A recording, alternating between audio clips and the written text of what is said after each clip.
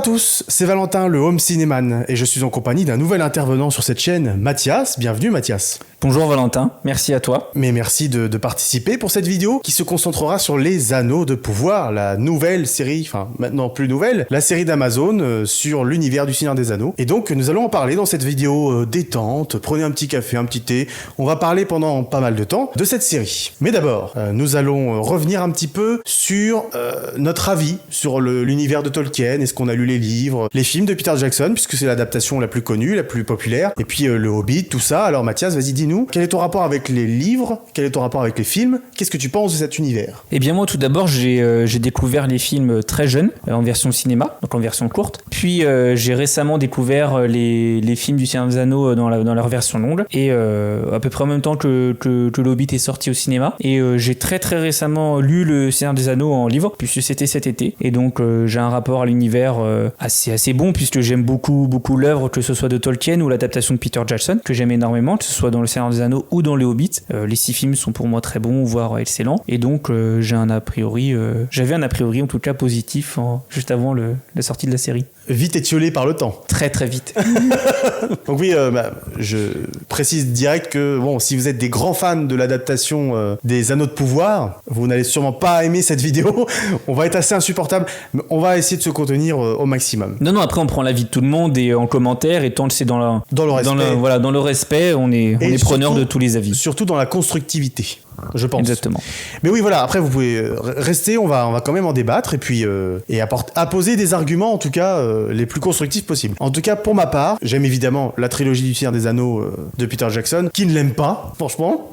C'est très rare. C'est très rare, j'ai jamais vu quelqu'un qui ne l'aimait pas. Peut-être la trilogie ou la saga qui met le plus de monde d'accord, qui le plus oui, où les gens sont le plus unanimes. Je pense, parce que Star Wars c'est assez divisé, peut-être Harry Potter aussi, mais pareil, il y a des détracteurs, mais il y a des détracteurs de tout, mais bon. Par contre, le Hobbit avait pas mal divisé. Il y avait pas mal de gens qui avaient rejeté le Hobbit. C'est pas comme le Seigneur des Anneaux, mauvais préquel, enfin beaucoup de justifications, mais en tout cas moi je suis un grand défenseur du Hobbit, j'aime beaucoup. Moi je considère qu'il y a 6 films, que les 6 sont de qualité, de très haute qualité. Donc j'aime beaucoup l'univers de Peter Jackson, mais je suis aussi fan des livres, de l'univers de Tolkien en lui-même, parce que j'ai lu plusieurs fois le Silmarillion, j'aime beaucoup cet univers, le premier, le deuxième âge, les contes et légendes inachevées aussi, super livre, plusieurs volumes, qui détaillent justement tous ces âges-là. Donc voilà, pas mal de connaissances sur les livres aussi, mais je précise aussi qu'on va pas, je vais pas être là tout le temps avec des petits points. Oui, bon, c'est pas comme dans le livre, donc j'aime pas, évidemment, parce qu'il faut, il y a le travail d'adaptation, évidemment, et donc il faut respecter ce travail, mais l'adaptation n'est pas forcément faite de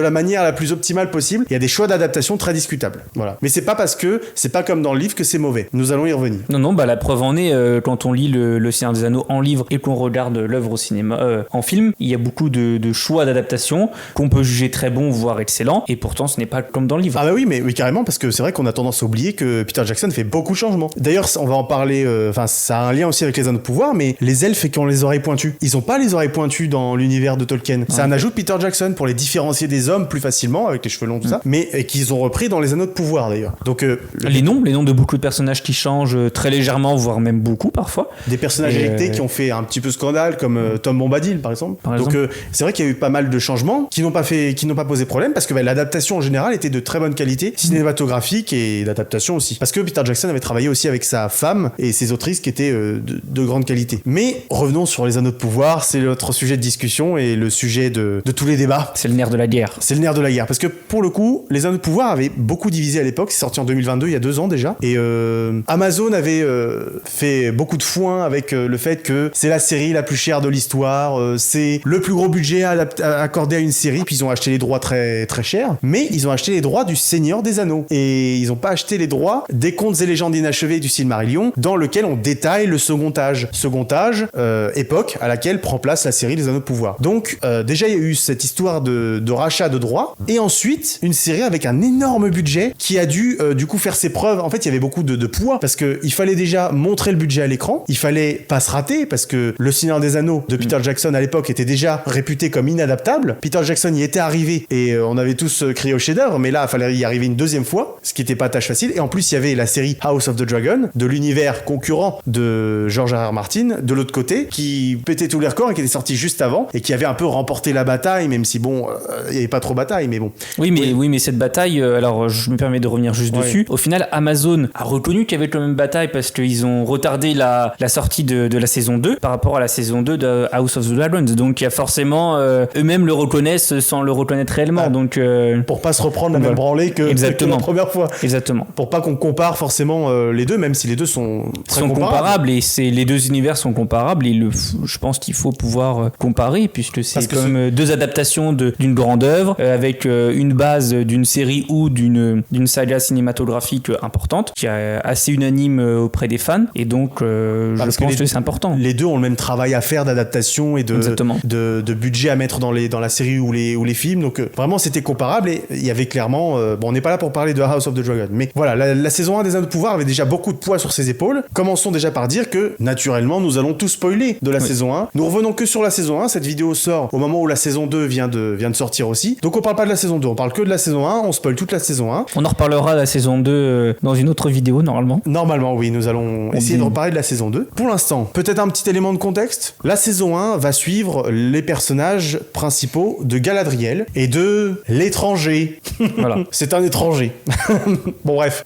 On va suivre principalement Galadriel et Sauron, même si on ne sait pas qui est Sauron pendant toute une partie de la série. On va rester sur Galadriel. Galadriel, l'elfe, donc immortel. Les elfes ont une longue vie, donc c'est normal qu'on retrouve Galadriel. Ça se passe au second âge, donc environ 2000 ans, 3000 ans avant le Seigneur des Anneaux. 3000 ans, ouais. Parce qu'on est déjà à une époque avancée du troisième âge, l'époque où se déroule le Seigneur des Anneaux, donc on est sur 2000, 3000, voire plus avant le Seigneur des Anneaux. Donc second âge, début du second âge, la série commence par un petit exposé de ce qui s'est passé très rapidement pendant le premier âge. Et je suis désolé, mais j'ai déjà un gros problème avec la série. Vas-y, je t'en prie. Parce que Valinor, donc le continent où vivent les Valar, les espèces de dieux de cet univers, ils ont des arbres, des grands arbres qui éclairent le monde, grossièrement. Et donc ça, c'est au premier âge. Et donc, il y a un événement cataclysmique, c'est que Morgoth, ou Melkor, un des Valar, donc le plus puissant, celui qui est passé dans le mal, il a aspiré la lumière des arbres. C'est ce que nous expose la série. Or, pas du tout.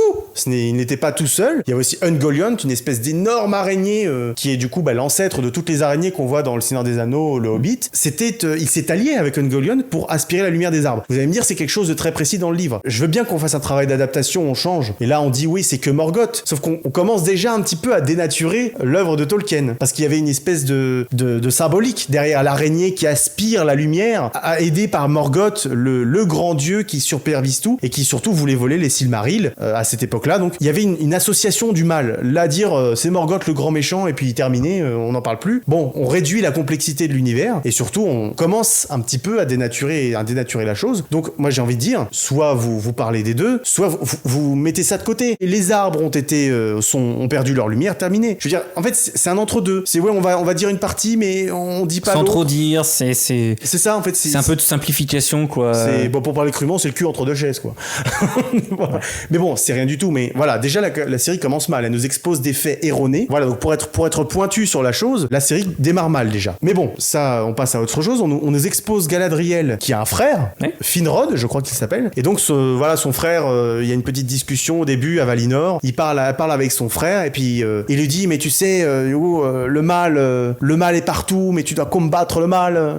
Bon, quelque chose de très solennel. Et puis pour une adaptation du Seigneur des Anneaux qui se passe au second âge, on s'attend à voir Valinor, à éventuellement peut-être voir les Valar. Bon, je comprends qu'il ne les montre pas. Peter Jackson avait refusé de les montrer, mais on s'attend à en voir un petit peu plus. Pour une série qui se passe au second âge, il n'y a qu'un plan à Valinor. Un plan sur une cité à Valinor, c'est tout ce qu'on a. Je trouve ça très pauvre. C'est très dommage, surtout vu le budget avec lequel on pouvait s'attendre à beaucoup plus en termes d'image, en termes de plein de choses. Et du coup, là oui, c'est vrai que c'est décevant très très rapidement. Bah voilà, en fait, on peut pas dire, ils n'ont pas le budget pour le montrer. Non. Alors que là où l'adaptation de Peter Jackson était un peu plus fauchée, ils pouvaient montrer moins de choses. Ici, franchement, c'est presque. Oui, puis l'adaptation de Peter Jackson se tenait sur en 10 à 12 heures de film. Donc c'est très très difficile. Il a fallu vraiment qu'il fasse des choix. Autant là, déjà juste la première saison dure plus de 8 heures. C'est ça. Donc il y avait largement de quoi montrer 3, 4, 5 minutes d'autres choses et de plus quoi. Surtout que là, c'est même pas que le montrer les Valar n'aurait pas été justifié. Ça aurait été justifié, ils ont un rôle très important. Ou même montrer plusieurs scènes se déroulant à Valinor. Ça aurait été important pour poser la chose. Et même, je pense, tu vois,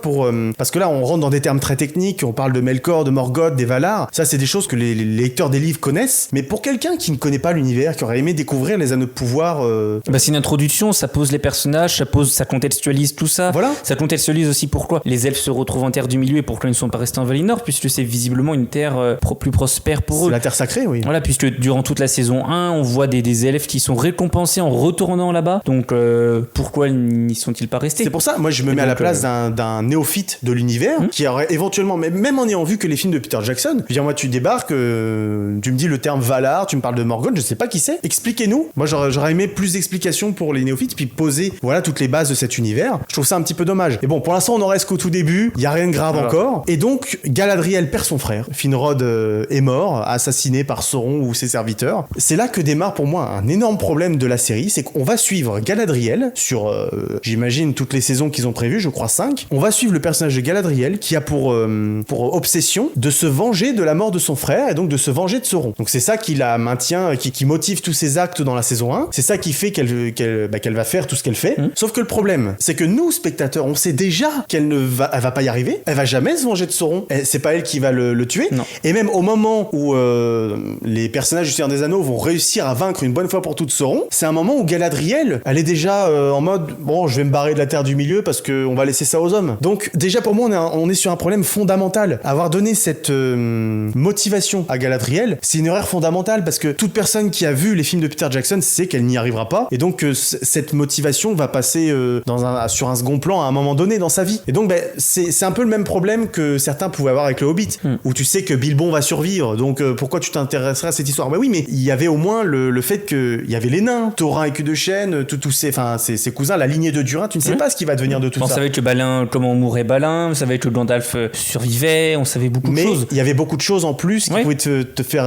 les motivations des personnages n'étaient pas vouées à l'échec, donc tu pouvais t'investir un petit peu dans les choses. Mais là, je veux dire, le personnage principal de la série qui a une motivation très chancelante. En revanche, si je peux apporter un point positif à ce début et cette introduction, on y reviendra peut-être plus tard dans la vidéo, mais Galadriel est le seul personnage sur qui on fait une introduction et sur qui on a un bref passage de ses motivations et du pourquoi elle est là. Alors, on juge ça négativement, positivement, bien évidemment, chacun le juge comme il veut, mais si on regarde tous les autres personnages, ils tombent là d'un coup et on n'a pas grand chose d'autre qui nous soit amené. Le personnage d'Albrand qui va apparaître comme un personnage très important, on n'a pas grand chose. Elrond, il y a très très peu. Gil-galad, donc on verra plus tard, le roi des elfes, pas grand chose non plus. On ne sait pas pourquoi c'est lui le roi des elfes, on ne sait pas pourquoi il est encore là, on ne sait pas pourquoi d'où il sort, est-ce qu'il était avant, on ne sait pas grand chose des personnages. C'est le seul personnage sur qui on a une introduction quand même assez longue. On voit son frère qui meurt tué par Sauron, on la voit, alors oui, voilà sa motivation qui va être de combattre Sauron puis plus globalement les forces du mal. Voilà, je trouve quand même que c'est quelque chose qu'on peut noter de manière un petit peu positive, c'est que voilà. Même Elrond, on parle un petit peu de son père, de ce qui lui est arrivé à son père. Donc il y a un petit peu de background si tu veux, mais moi je trouve ça tellement pauvre. C'est très très léger sur plus de 8 heures comme j'ai dit déjà tout à l'heure.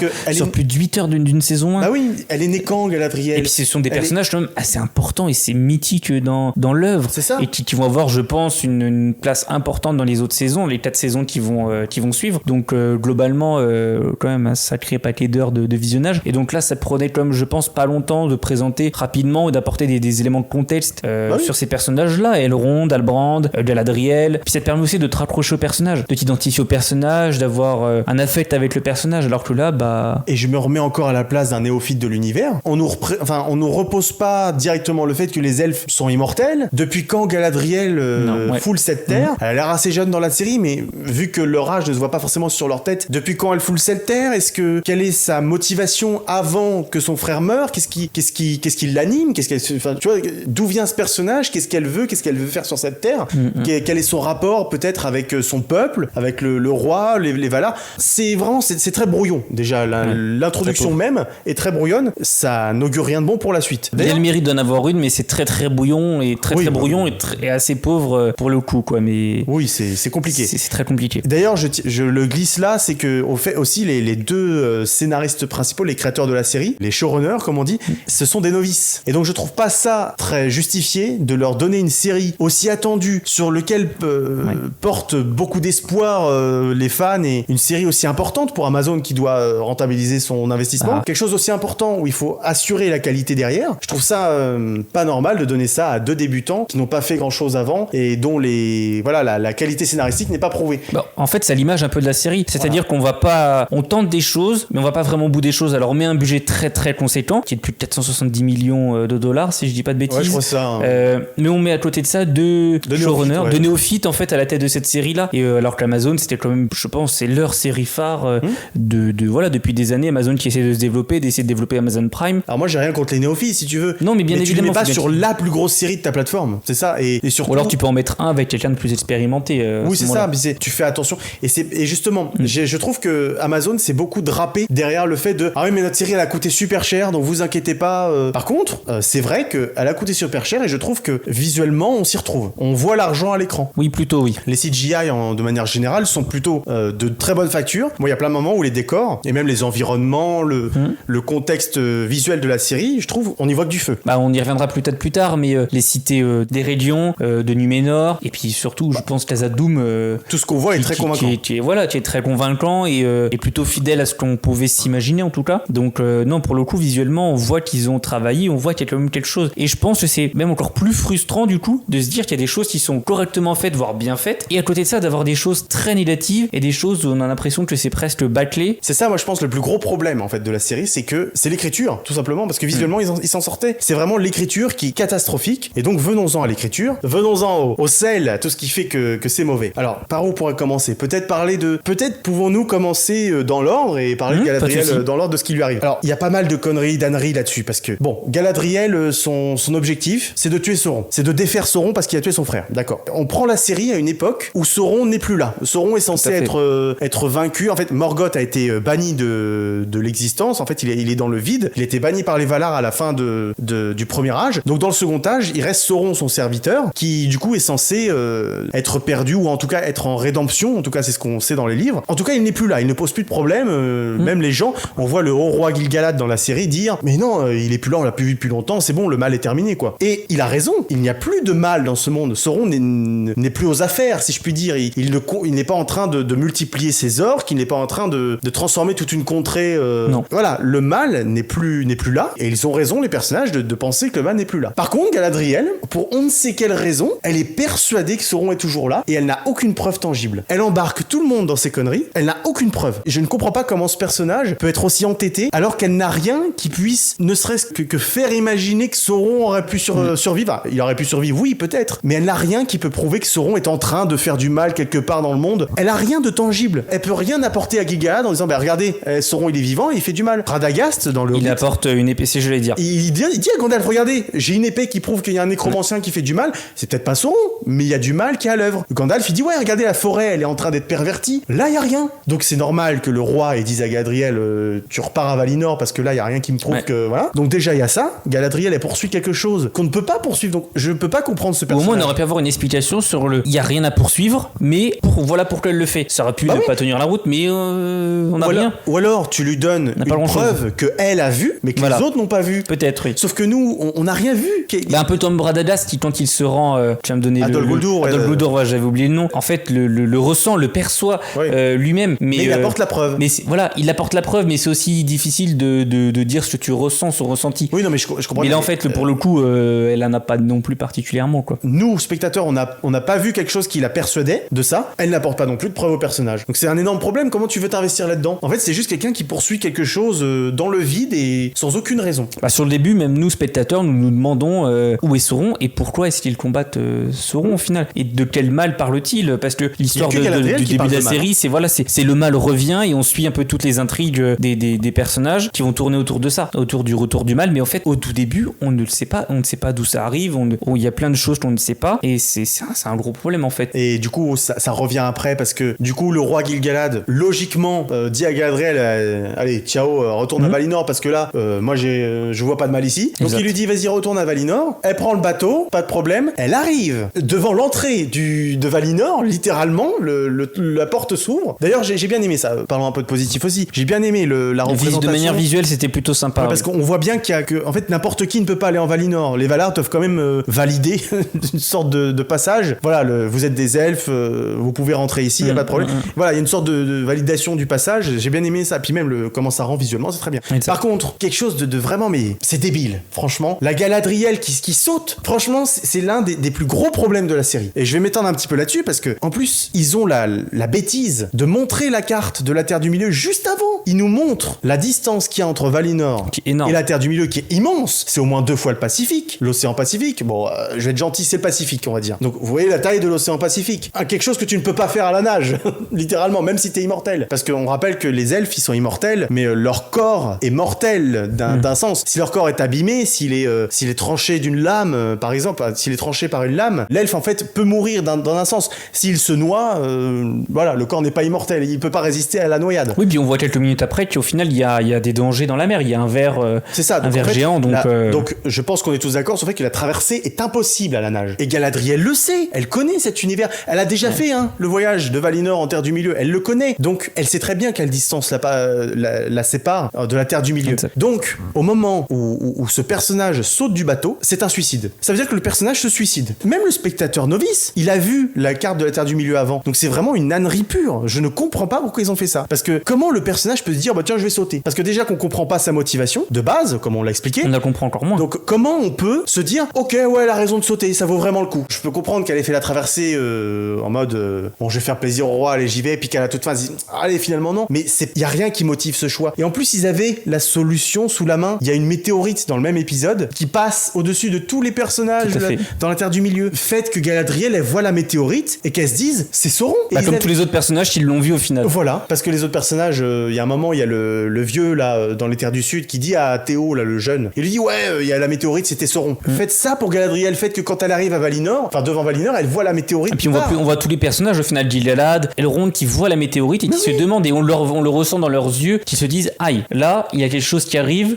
c'est pas très bon. Mais en tout cas, ça sent pas très bon, quoi. C'est pas une bonne chose, ou alors c'est signe d'événements à venir qui vont précipiter la Terre du Milieu dans des choses pas très agréables, quoi. Ah oui, il y a une situation qui est idiote, c'est ça qui est le plus frustrant. Et ils ont la solution sous la main pour que ça passe bien. Donc vraiment, pour moi, c'est une ânerie sans nom, parce que c'est vraiment un choix de scénariste non dissimulé dans l'histoire. Parce que Galadriel ne sauterait jamais. Si c'était un vrai personnage qui se comportait comme des personnages normaux, comme des elfes de cet univers, elle ne sauterait pas. Un elfe, ça saute, c'est pas impulsif. L'elfe est réfléchi, l'elfe est sage, même si elle est jeune pour une elfe, elle a quand même vécu des siècles et des siècles à ce moment-là. L'elfe ne saute pas de manière impulsive de cette manière. Et surtout pour aucune raison, comme on l'a dit, et pour mourir. Voilà, le personnage a agi de manière totalement inconsidérée. Et donc, c'est un choix de scénariste parce que, évidemment, les scénaristes savent qu'il y a le radeau après, mais le personnage n'est pas censé le savoir. Donc, en fait, ça ne marche pas. C'est une catastrophe. Elle arrive sur un radeau où se trouvent plusieurs personnages. Et donc, à la suite d'une arrivée d'un ver géant qui détruit le reste des survivants d'un soi-disant bateau, il reste Galadriel et un personnage nommé Halbrand. L'entrée d'un des personnages principaux du coup de la saison 1 et du coup de la série, Halbrand. On n'en sait pas trop pour l'instant sur lui. On le voit juste avec un petit collier où il y aurait les armoiries d'une maison. Il déclare venir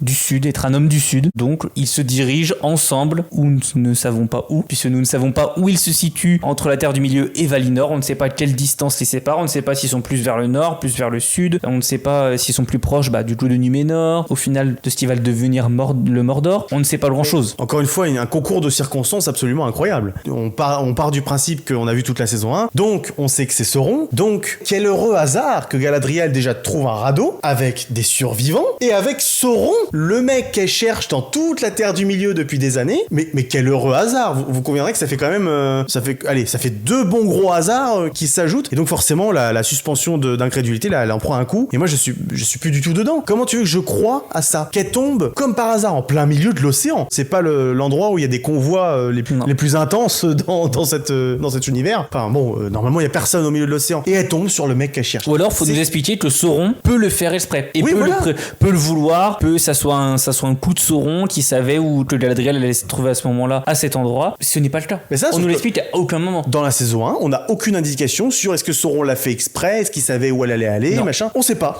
Donc, et en plus, qu'est-ce qu'il fait du coup, si c'est pas Galadriel est là, qu'est-ce qu'il fait? Qu'est-ce qu'il fout au beau milieu de la mer, sachant qu'il sera jamais accepté à Valinor par les Valar, on le sait très bien. Ça n'a aucun sens. Mais on sait pas d'où il vient, on ne sait pas pourquoi il est là, on ne sait pas comment on est passé d'une situation à Sauron est en exil et Sauron ne sait pas très bien où il est. Ça fait des années qu'on n'en a pas entendu parler, qu'on n'a pas vu Dort, etc. Ah, d'un coup, paf, on voit un personnage qui semble important sur un radeau. On saura plus tard que c'est Sauron. Et quand on regarde la série avec un peu de recul, enfin la saison, on se demande d'où est-ce qu'il est arrivé. Et c'est un problème. C'est ce que j'ai dit tout à l'heure vis-à-vis du personnage personnage de Galadriel, on savait un petit peu d'où elle venait, on savait qu'elle venait d'Avalinor, tout ça. Et là, on ne sait pas du tout, et on ne sait rien. Et c'est du personnage peut-être le plus important de tout l'univers, au final, Sauron. Mais moi, je sais pourquoi on sait rien. C'est parce qu'en fait, la série, ils ont fait un whodunit. Ils ont fait comment on appelle ça, ils ont fait un Cluedo. Qui est Sauron parmi tous les personnages dont vous ignorez l'existence? Donc, on nous a foutu l'étranger, là, un mec qui arrive en météorite. T'as le mec du radeau, tu sais pas trop qui c'est. T'as Hadar, le chef des orques. Ah, c'est peut-être lui, Sauron, c'est peut-être l'étranger. Non, c'est peut-être Halbrand. Donc, en fait, la série fait une sorte de whodunit, comme je disais. On se demande si ça peut ne pas être Théo, qui au final retrouve... qui va devenir Sauron. Ouais. Ou qui est Sauron. Ouais. Mais du coup, voilà, la série tente désespérément de nous faire la surprise sur l'identité de Sauron, qu'elle en oublie en fait de développer ces personnages-là. Ils n'existent que pour être des Saurons potentiels. Voilà. Cette intrigue. Ils n'existent que pour dire pendant une saison, ah, c'est peut-être moi Sauron. Et du coup, tous les personnages autour sont, ah ouais, c'est peut-être lui et c'est peut-être lui. Et en fait, ça n'a aucun intérêt puisque tu développes pas de motivation pour les personnages, en tout cas pas comme tu pourrais le faire. Ils n'ont pas d'histoire propre, c'est juste, je suis un potentiel Sauron, je suis un candidat. On introduit rien du tout en fait au final. C'est des candidats pour être Sauron. Et donc, ça fait que le Halbrand là, ils essayent tellement, pareil pour les autres, ils essayent tellement de brouiller les pistes pour pas qu'on sache direct qui est Sauron parmi les candidats, que du coup, t'en sais rien sur ces personnages-là. Donc comment tu peux t'investir sur des personnages dont tu ne connais rien? Parce qu'il faut attendre une saison pour dévoiler qui est vraiment ce personnage. Et même à la fin de la saison, on sait pas qui sont certains des personnages. Donc tu suis des mecs, tu sais pas qui c'est. Non. Et même pour un néophyte, la série tente vraiment de te dire, ah, qui est le grand méchant parmi ceux-là? Même si tu sais pas que l'un d'eux est Sauron, tout ça, même le néophyte est embarqué dans cette espèce de mystère dont tout le monde se fout. Parce qu'en fait, on s'en fout de qui est Sauron parmi ceux-là. Nous, ce qui nous intéresse, c'est que Sauron est là, il y a un mal, il faut le vaincre. D'où il vient, pourquoi il est revenu, comment il est revenu, c'est ça, comment il a survécu. Et il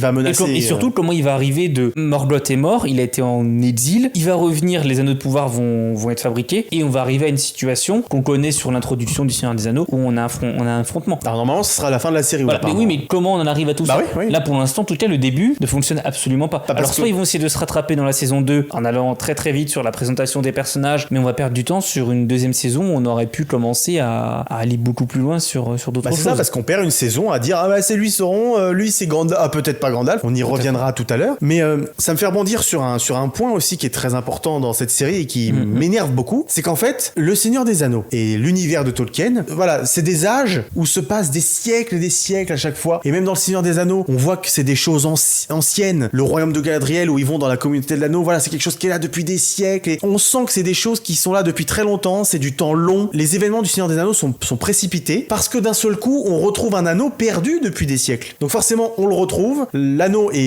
peut être vu par son propriétaire, par le mal, forcément ça s'accélère. Et encore, ça s'accélère pour cette histoire d'anneau. Et en plus, le Seigneur des Anneaux se déroule quand même sur plusieurs années. Mais bon, c'est vrai que ça s'accélère, mais on ressent quand même que c'est un univers qui vit sur le temps long. Et dans cette série, Les Anneaux de Pouvoir, c'est un énorme problème, c'est que tout se passe en quelques jours. Alors pas forcément toute l'intrigue, mais ce que je veux dire, c'est que des choses qui devraient prendre beaucoup de temps, en fait, en prennent quelques instants. Et la meilleure illustration de ça, c'est le Mordor. Le Mordor est créé en 5 minutes. D'un coup d'un seul. Le Mordor tel qu'on le connaît dans le Seigneur des Anneaux a été créé en 5 minutes. Et ça, c'est, je crois, l'une des pires trahisons que tu puisses faire à l'univers de Tolkien. Parce que Tolkien a réfléchi son univers, enfin surtout concernant le mal, concernant Sauron, c'est quelque chose qui s'insinue doucement, qui pervertit dans le temps long. Le Mordor, dans le Seigneur des Anneaux, quand on le voit, on sent que c'est une terre qui a été, qui a été travaillée par le mal, façonnée pendant des milliers d'années, sur plusieurs siècles. Alors moi, je demande pas à ce que la série fasse des ellipses de plusieurs siècles. Forcément qu'il faut raccourcir. Je suis bien d'accord avec ça, et que l'adaptation soit pas fidèle à 100%, il y a aucun problème. Moi, tu peux me faire une création du Mordor en quelques années, il y a pas de problème. En quelques années, je veux bien, en 1 ou 2 ans, ok. Mais pas en 5 minutes, comme un mécanisme de jeu vidéo. Tiens, j'ai mis une épée, je tourne, ça fait un petit mécanisme,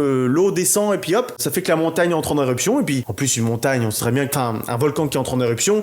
Ça prend des années, voire des siècles. Ça peut prendre des années, même si tu fous un petit peu d'eau dedans. Bon, je suis pas géologue, mais je sais en tout cas que le temps que montre la série, même dans un univers de fiction, c'est pas possible. C'est une trahison de l'univers, je trouve, parce que tu passes d'un univers qui est sur le temps long, qui est quelque chose de lancinant, à quelque chose qui est fait en 5 minutes, parce que il faut un peu de spectacle, il faut que ça se passe vite, parce que le spectateur il s'ennuie, donc il faut qu'on fasse ça très vite. Et je parle du Mordor là, mais c'est ça sur toutes les intrigues. On va le retrouver avec les intrigues à Numénor, sur lesquelles on va arriver bientôt. Mais revenons vite fait sur Halbrand, parce que sur le radeau, Halbrand, quand il est avec Galadriel, je rappelle qu'il lui sauve la vie. Exactement. Elle est en train de se noyer, il aurait pu la laisser se noyer, il lui sauve la vie. Et à la fin de la saison 1, donc sur le moment, tu peux te dire, bon, on aura l'explication plus tard. À la fin de la saison 1, je ne sais pas pourquoi Sauron a sauvé la vie à Galadriel. C'est la seule qui est persuadée de son retour et qui dit à tout le monde, ouais, Sauron est là, donc qui peut lui nuire le plus. du côté des elfes et il la sauve. Pourquoi ? Et en plus, il aurait tout de même pu pervertir les 3 anneaux des elfes sans elle. En fait, Halbrand aurait pu éliminer tout de suite son ennemi principal. La seule qui croit encore à son retour, la seule qui a été très très loin dans les terres du sud pour essayer de le retrouver, qui a fait un peu toute la terre du milieu pour essayer de le retrouver, il aurait pu la tuer et gagner du temps en plus. Et oui, et la Galadriel là. Enfin, Sauron explique à Galadriel à la fin de la saison 1 là, quand il y a la grande révélation, en fait c'était moi, Sauron, Halbrand. Il lui dit ouais, je voulais faire de toi ma reine, je voulais que tu fasses le mal à mes côtés, enfin, ou pas forcément le mal, mais je voulais que tu sois à mes côtés.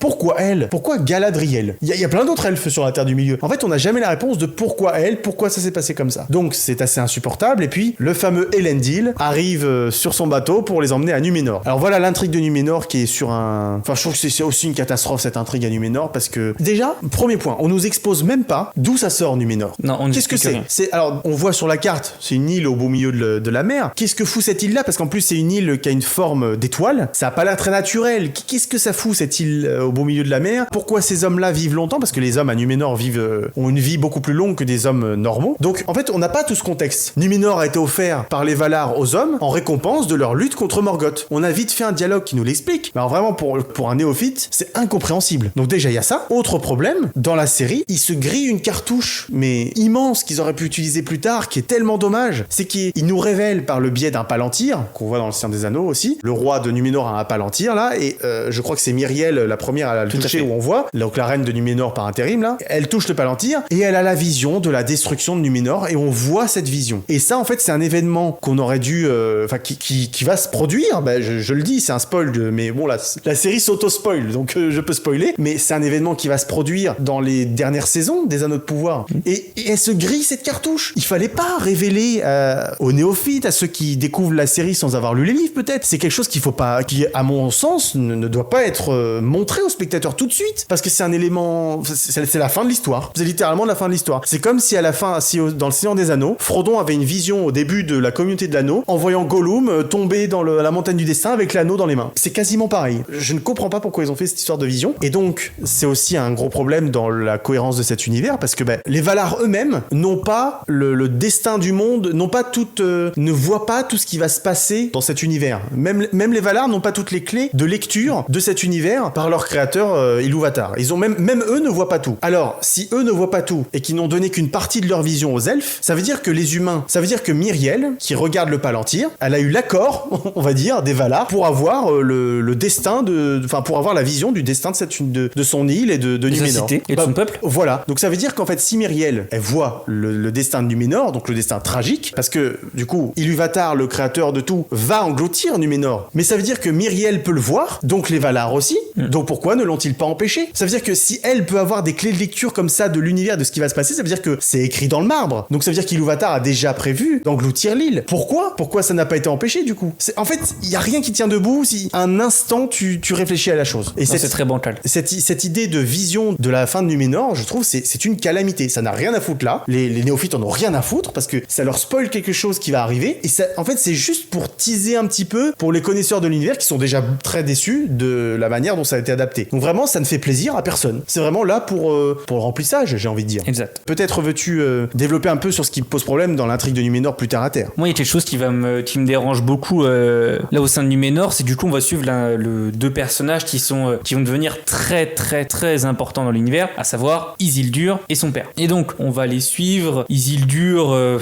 durant une formation de marin qu'on peut juger particulièrement ennuyante, en restant poli, avec ses deux comparses dont j'ai oublié les noms. Voilà, ça nous prend une grande partie de l'intrigue de Numénor, c'est sur ça, c'est très très long et assez ennuyant et assez inutile. Et donc on a aussi des personnages qui, je suis désolé, mais quand on voit les brides de ce qu'on a vu sur Isildur et Elendil dans Le Seigneur des Anneaux, personnage que c'était le charisme pour s'opposer à Sauron. Alors concernant Elendil, bon, ok, concernant Isildur, ça fait flipper. Hein. Alors il y a quelque chose que j'ai pensé, mais c'est qu'au final, on peut intervertir les acteurs, on peut intervertir les personnages, ça ne change rien du tout. Les personnages sont totalement lisses, il n'y a rien qui en ressort. La sœur d'Isildur, on sait pas pourquoi elle est là. Alors c'est un ajout de la série qui est inutile. On ne sait pas pourquoi, parce que ça prend du temps sur on ne sait quoi. Surtout que... Alors elle est sur le point de lier une pseudo-relation amico-amoureuse avec le fils du cousin de... Ah non, c'est le fils du chancelier, mais qui est le cousin de Myriel. Le chancelier est le cousin de Myriel également. Et le neveu du roi qui est... Voilà. Moi je regarde pas les besoin de pouvoir pour avoir les feux de l'amour. Mais en tout cas, voilà, c'est un peu ça, et c'est des choses qui sont totalement inutiles et auxquelles on peut totalement passer. C'est très très long et très dur à regarder. En tout cas, moi personnellement, j'ai eu énormément de mal à regarder. Surtout que quand on arrive à Numénor, on voit quand même une cité visuellement, on en a parlé tout à l'heure,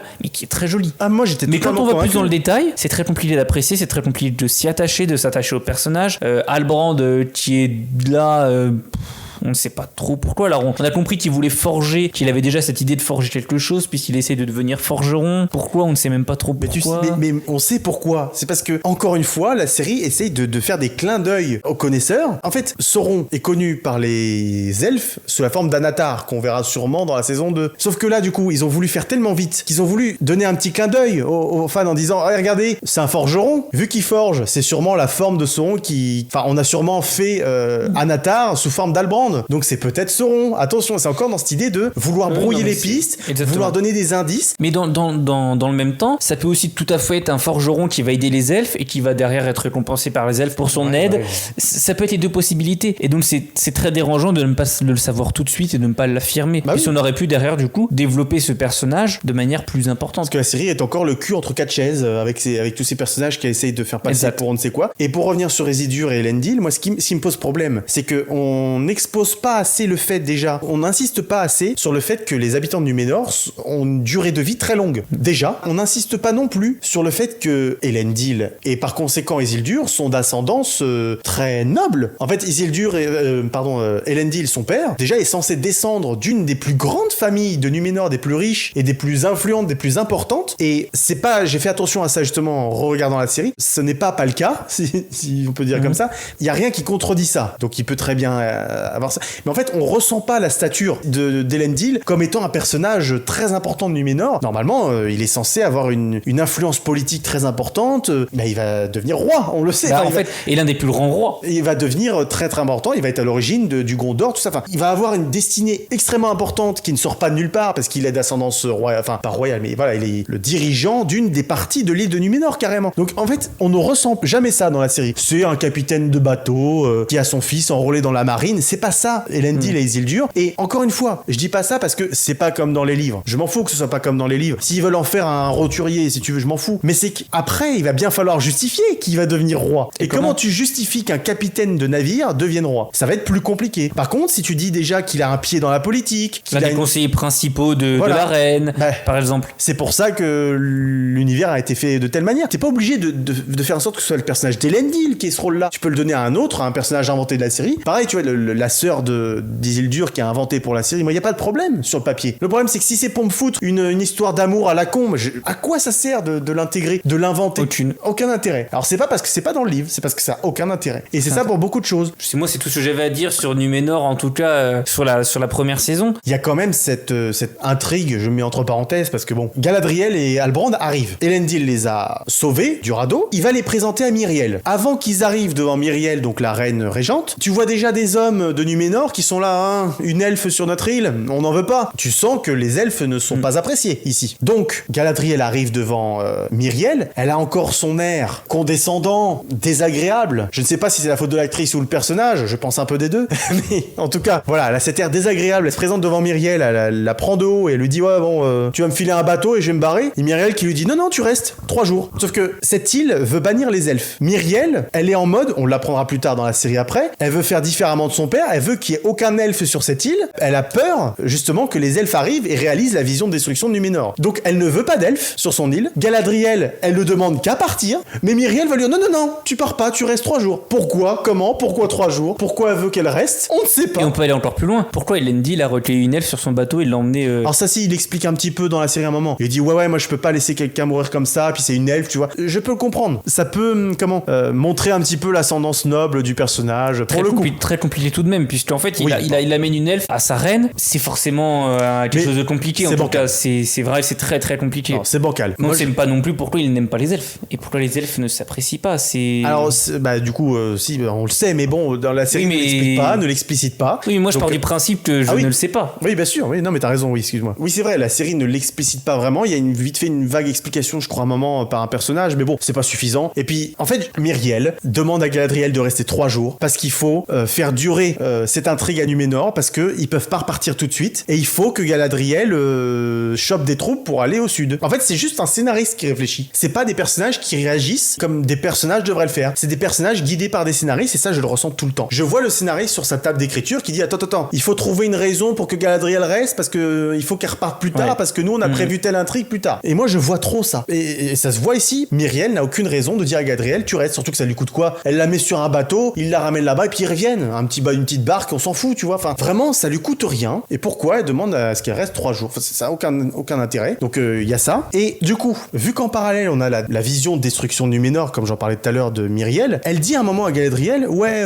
l'île elle sera détruite parce que les Valar vont plus nous avoir en bonne grâce. Donc il faut qu'on renoue avec les elfes. Première nouvelle, parce que son père avait de bonnes relations avec les elfes, comme elle nous le dit plusieurs fois. Donc déjà, pourquoi Myriel a dit je veux plus des elfes si elle avait la vision et qu'elle sait qu'il faut renouer contact avec les elfes. Donc comme tu disais, on n'a pas l'explication de pourquoi les elfes sont refusés à Numénor. Enfin, c'est pas crédible du coup. Si toi, reine régente, tu sais qu'il te faut un bon contact avec les elfes pour que la vision de destruction ne se fasse pas. Et puis la chute de Numénor, c'est parce que les hommes seront tombés en disgrâce auprès des Valar. Mais elle doit renouer avec les elfes pour que la vision ne se produise pas. Mais elle va quand même dire à Galadriel je veux pas de toi, donc tu pars dans 3 jours. Mais finalement, elle la garde quand même 3 jours pour peut-être que je peux faire un truc avec elle. Donc en fait, c'est un bordel sans nom, son personnage. Normalement, un personnage comme ça qui a la vision, qui doit renouer avec les elfes. Galadriel arrive sur l'elfe et dit attends, je vais me servir de toi pour renouer avec ton peuple, donc je vais te raccompagner en bonne grâce. Tu vas aller voir le roi Gil-galad et puis on va s'arranger. Mais tu vas lui dire quand je t'ai sauvé la vie, que mon commandant, que mon capitaine t'a sauvé la vie. On va discuter, on va se mettre autour de la table et puis voilà. Puisque c'est dans ton intérêt pour que la vision ne se réalise pas. Alors que là, elle lui dit non, moi je t'aime pas, parce qu'il faut qu'on comprenne que Myriel elle a un conflit avec Galadriel dans le vent. Donc non, moi je t'aime pas, tu restes. Mais en fait, non, finalement moi je t'aime bien. Et donc parce qu'elle a vu 3 pétales tomber de l'arbre là-haut là. Parce que oui, il y a aussi ça. Dans l'épisode 4, à la fin, Galadriel est censée partir. Donc l'épisode se finit comme ça. En fait je pars. Et en fait à la fin de l'épisode, non, je reste parce que Myriel elle a vu 3 pétales tomber du bout de l'arbre là. Non, oula. Si Galadriel elle s'en va, la vision va se réaliser. Ah non, du coup faut pas qu'elle parte. Je vais envoyer 3 bateaux, 500 hommes. Il y a pas de demi-mesure avec cette meuf. C'est soit tu dégages, soit non, je te donne 500 hommes et 3 bateaux. Ça a aucun sens. Donc elle a vu 3 pétales tomber, ça y est, elle change d'avis. Une serpillière, quoi, le personnage. Donc Galadriel a un faux départ dans l'épisode 4. Et donc faut attendre un épisode après pour qu'il y ait le vrai départ. Et donc ça y est, cette fois on part. Donc pour le spectateur, c'est quand même très dérangeant. T'es sur un faux départ, du coup, littéralement, dans l'épisode 4. T'as un vrai départ après, donc j'ai perdu un épisode avec cette intrigue. Exactement. Bon voilà, je peux en rajouter plus. Oui, pas de souci. Je pense avoir assez démontré le côté bancal du côté de Numénor, je pense. Veux-tu qu'on attaque sur le personnage d'Elrond qui va nous amener sur la création des anneaux de pouvoir, ou veux-tu qu'on aille sur et puis Elrond et tout ce qui l'entoure, que ce soit Gil-galad? Je pense qu'on peut parler de ça en effet, parce qu'il y a encore beaucoup de problèmes.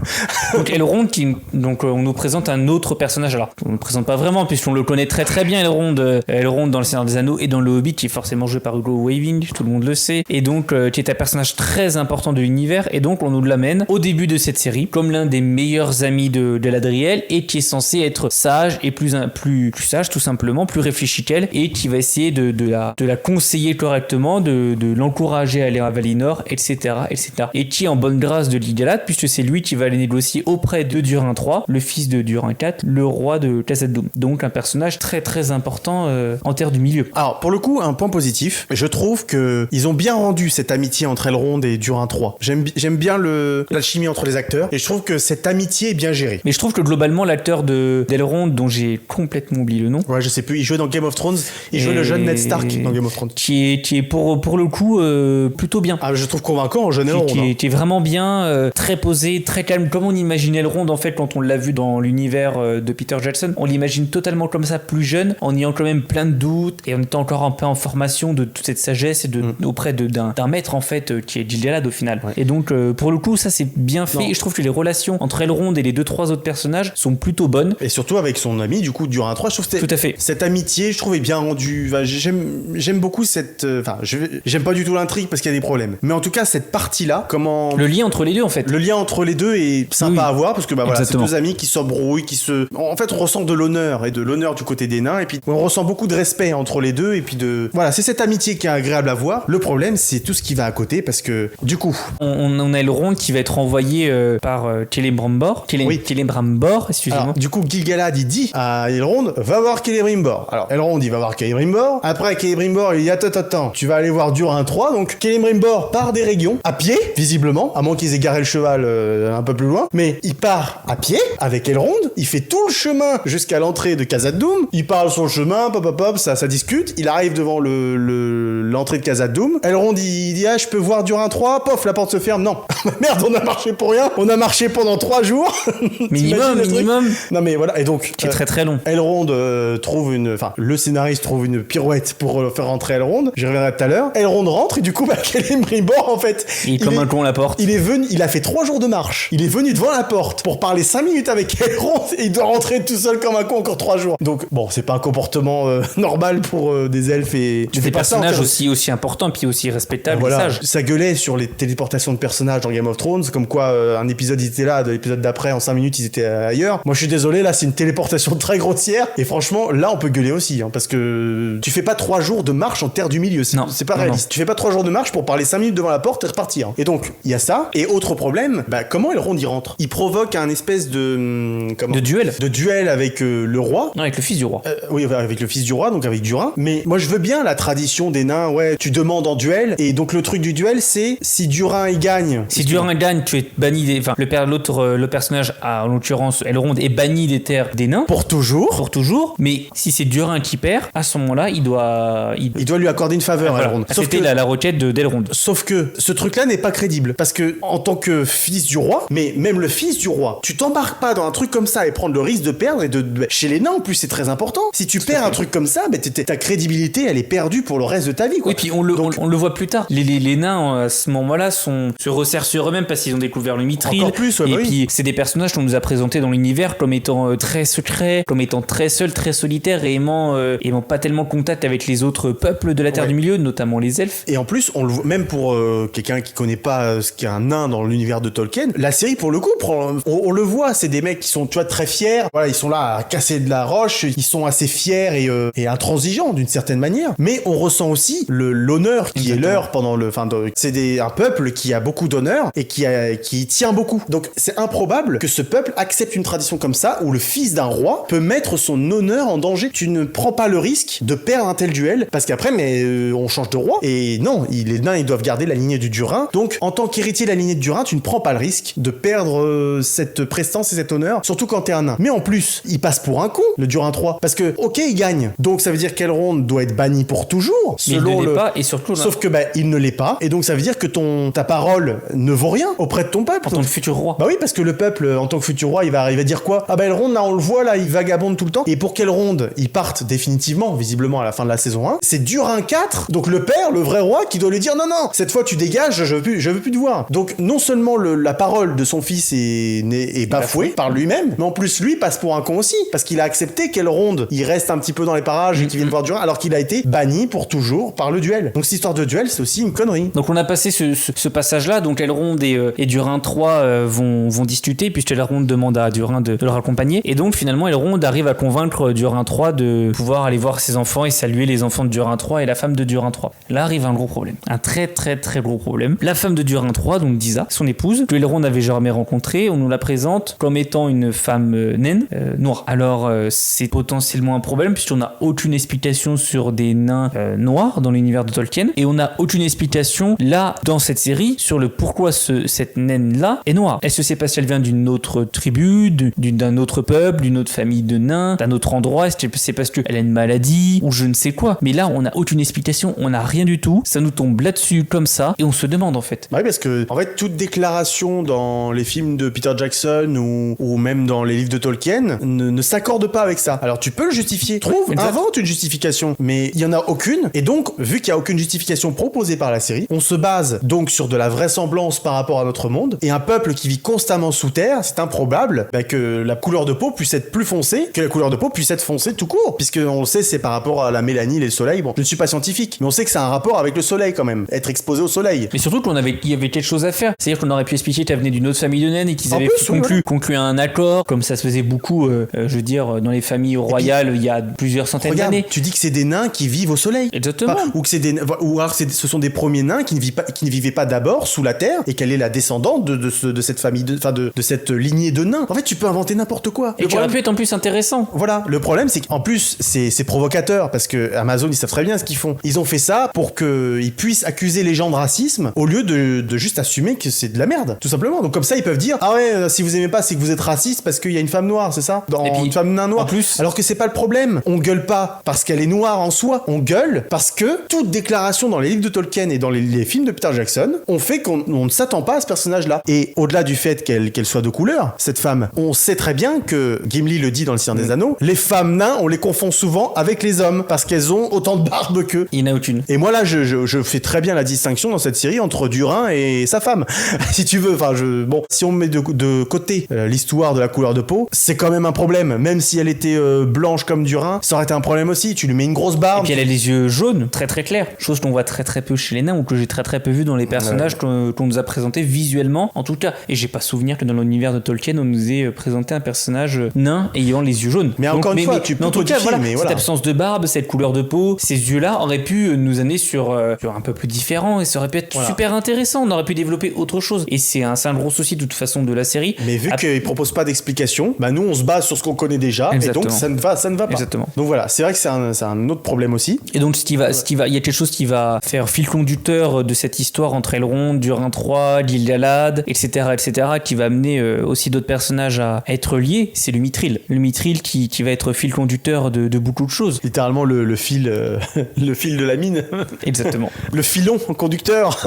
Et donc c'est quelque chose de très important dans cette série. Est-ce que tu veux toi en parler un petit peu? Tu veux dire 2 mots là-dessus? Oui. Je sens que t'es un petit peu... Là je suis remonté parce que en fait ça va être encore une fois le condensé de tout ce qu'on a dit un petit peu avant, de tous les petits problèmes. C'est un condensé. Voilà, tous les problèmes de la série se retrouvent aussi là-dedans. Je parlais tout à l'heure du fait que la série va beaucoup trop vite. Le Mordor crie en 5 minutes, on en parlait déjà. Bah là c'est pareil, parce que dans Le Seigneur des Anneaux, livre et film, on nous expose un peuple elfe, j'allais dire à l'agonie, non pas à l'agonie, mais en déclin. Les elfes doivent partir de la Terre du Milieu, parce que voilà, ils doivent laisser leur place aux hommes. Ce n'est plus un monde d'elfes, la lumière est perdue. Mais si tu veux, la lumière ne se perd pas en 5 minutes. Et là, la lumière des elfes n'est pas censée être perdue au second âge, si tu veux. Ce qui est le cas dans la série, visiblement. Donc, si on suit ce que la série nous dit, bah, les elfes sont déjà en déclin et la lumière est déjà partie dès le second âge. Donc ça veut dire que en fait, ils déclinent très rapidement au début du second âge et après, ils végètent comme ça dans cet état de déclin de la lumière pendant jusqu'au 3e âge et le Seigneur des Anneaux. Enfin, ça a aucun sens. Je sais pas si je suis assez clair dans ce que je dis. Très clair. Je trouve que ça a aucun sens parce que, encore une fois, elle gère mal le temps, la série. Là, les elfes sont déjà à un déclin très avancé, à celui qui devrait être seulement au 3e âge, si tu veux. Donc elle va beaucoup trop vite. Et s'il y avait que ça, mon pauvre ami. Mais la série a décidé, pour le coup, d'inventer. Elle a décidé de lier l'existence du Mithril à celui des Silmarils. Pour ceux qui ne sauraient pas, les Silmarils, ça date du premier âge. La série n'a là aussi pas pris la peine de nous expliquer ce que c'était, évidemment, mais ça date du premier âge où Morgoth a essayé de les voler et finalement ils ont été perdus, on va dire. Donc en fait, il y en a un qui est resté dans les océans, un qui est resté dans la montagne et enfin dans la terre et un dans les cieux, je crois, qui est devenu une étoile. Si je me souviens bien, je crois que je ne dis pas de bêtises. Reprenez-moi en commentaire si je dis des bêtises, mais je crois que c'est ça. Donc les Silmarils sont perdus dans la terre du milieu, dans ce monde, dans Arda. Donc leur sort est déjà scellé au moment du second âge, au moment où la série se déroule. Leur sort il est scellé, on n'en parle plus, c'est terminé. Donc d'où sort déjà le Silmaril dont on nous parle? Parce que pour reprendre, je crois que c'est dans l'épisode 5 ou 6 où Gil-galad, je crois, et Elrond nous explique qu'un Silmaril a été frappé par la foudre, par le biais d'un arbre, et que la lumière du Silmaril, donc selon ce que je viens de dire, lequel, d'où il sort ce Silmaril déjà, ils sont censés ne plus être là. Donc un Silmaril, on ne sait pas lequel, voilà, il était là, pourquoi, comment, on ne sait pas. Sa lumière a été insinuée dans le Mithril. Donc le Mithril, s'il brille, c'est parce qu'il a la lumière des Silmarils. La lumière du Silmaril a été distillée donc dans le Mithril, et donc si le Mithril existe, c'est parce que le Silmaril a été détruit. Mais les elfes sont en déclin. Pourquoi sont-ils en déclin si Sauron n'est pas là? Où est le mal? Il y a pas de mal. Comme on le disait au début, Sauron n'est pas en train de pervertir aucune terre. Morgoth n'est plus là. Qu'est-ce qui fait que les elfes sont en déclin? Il y a aucune raison. Pourquoi là son arbre Gil-galad là, il a un peu des feuilles noires? Pourquoi? Qu'est-ce qui rend ces feuilles putrides? Je ne comprends pas. Pourquoi les elfes sont en déclin et pourquoi ils ont besoin du coup de la lumière des Silmarils s'il n'y a pas de mal? Voilà. Donc là où je voulais en venir. Le problème, c'est que le fait d'avoir lié le Silmaril au Mithril, c'est parce que on sait dans les livres que le Mithril ne se trouve pas seulement à Khazad-dûm, mais se trouve aussi par exemple en Numénor. Donc, si tu lis le Silmaril au Mithril que tu trouves dans Khazad-dûm, comment t'expliques la présence de Mithril à Numénor? Parce que là, Gil-galad, il nous sort que c'est l'arbre qui était en haut de la montagne qui a créé ce Mithril-là. Comment tu justifies qu'il y a du Mithril ailleurs? Parce qu'il va bien falloir en parler. Ça pose un problème de cohérence à cet univers. Ça veut dire que dans l'univers de la série, il y a du Mithril que à Khazad-dûm et terminé. Ça n'existe que là. C'est un problème fondamental fondamental, je trouve. Bah, du coup, en particulier pour le connaisseur du livre, qui du coup se sent lésé par cette information. Et encore une fois, l'univers qui est un petit peu dénaturé, trahi. Et puis j'ai même envie de dire, pour la personne qui n'y connaît rien et qui aura envie de se renseigner un petit peu en allant chercher des informations sur internet ou dans les livres, et qui à ce moment-là se dit, bah mince, t'y croire, je suis perdu, je ne comprends pas. Et là, c'est très compliqué à suivre, quoi. Ouais, mais encore une fois, surtout que c'est déjà très très compliqué, je me permets, excuse-moi de couper, c'est déjà très très compliqué. Alors on le sait, de suivre le Silmarillion et de suivre les autres livres, parce que c'est très lourd, c'est même des choses qui sont importantes. Il y a énormément il faut prendre d'informations. des notes, même quand on lit, certaines personnes le font. Et là, on change totalement encore les choses, c'est-à-dire que la personne qui va découvrir et qui va vouloir lire les livres après, ça va encore plus les perdre, c'est une catastrophe. Moi je trouve ça hyper compliqué. Mais encore une fois, le changement en soi, il n'y a pas de problème. Moi tu me dis que c'est un Silmaril, je veux bien. Explique-moi lequel Silmaril, il vient d'où. Surtout que les Silmarils sont censés revenir à la fin du monde, parce que dans l'univers de Tolkien, il y a une fin du monde et Morgoth revient après, et les Silmarils ont un rôle à ce moment-là. Donc s'il y en a un qui a déjà été détruit, qu'il a provoqué le mithril, comment ça va se passer après? En fait, ça fout le bordel dans cet univers. Bon, on ne verra pas la fin du monde du Seigneur des Anneaux dans les Anneaux de Pouvoir, si vous voulez. Mais si tu veux, dans la cohérence de cet univers, il y a un problème et on me justifie pas ce changement. On nous explique du coup, Gil-galad dans la même explication, comment est fabriqué le mithril et qu'est-ce que c'est le mithril. Donc ce serait un combat entre un balrog et un elfe. Un elfe, ouais. Et du coup... qui est totalement inventé, du coup. Exactement. Au pied d'un arbre. Et donc en fait, le balrog et l'elfe en combattant, il y aurait eu un éclair qui serait tombé sur l'arbre qui était situé entre les deux. Ouais. Et là, du coup, à la fois le bien et à la fois le mal auraient été transmis dans le mithril. On ne sait pas trop, puisqu'on n'a pas d'explication sur ce balrog. Où est-ce qu'il va après? Est-ce qu'il meurt? Est-ce que c'est le balrog de Khazad-dûm? Sur cet elfe? Qui sait, puisque pour faire face à un balrog, c'était sûrement un elfe assez puissant. Bah, et puis même un Maya, magicien comme Gandalf, a du mal à venir à bout d'un balrog. Donc, c'est-à-dire que c'est forcément un personnage très très important. Qui était-il? Ah bah, on sait pas, c'est inventé, c'est totalement inventé, il y a aucune... Alors, je sais bien que tu ne sais pas qui c'est, mais en tout cas, voilà. On n'a pas d'informations sur ça, et c'est un gros problème. En fait, c'est le gros problème de la série. Et en parlant de balrog d'ailleurs, parce que la série fait encore une autre connerie monumentale, c'est qu'à un moment, le Durin 4, en condamnant la mine de mithril, en disant non, faut pas continuer à creuser, il va balancer une petite feuille qui va lentement tomber au milieu de la montagne pour révéler un balrog réveillé sous la montagne. Donc, je vais quand même m'évertuer à expliquer les problèmes, ça me paraît évident, mais bon, le balrog est sous la montagne, on le sait, c'est dans le Seigneur des Anneaux, il y en a pas 20 000, des balrogs sous Khazad-dûm, il y en a qu'un. C'est celui qui est réveillé quand, qui est déjà réveillé d'ailleurs, mais qui va attaquer la communauté quand ils vont passer. Sauf que ce balrog, il est censé être réveillé bien après les événements qu'on nous montre dans la série, parce que il est réveillé à force de creuser la mine et à force de retirer tout ce mithril présent. Donc comment il peut être réveillé alors qu'ils ont même pas creusé le mithril? Ils ont pas creusé plus profond. Ils ont même pas retiré le mithril de la montagne. Ils ont gratté sur le dessus, puis voilà. Même pas. Enfin, c'est à peine effleuré que le balrog est déjà réveillé. Si le balrog est réveillé, qu'est-ce qu'il fout pendant des milliers d'années? Il s'est rendormi, il fait des petites siestes, il se réveille tous les 100 ans pour dire coucou, je suis là, et puis il se rendort. En fait, c'est juste que la série a voulu teaser le balrog qu'on verra dans le 3e âge. Mais alors pourquoi le teaser? Parce que visiblement, s'ils suivent la trame, on le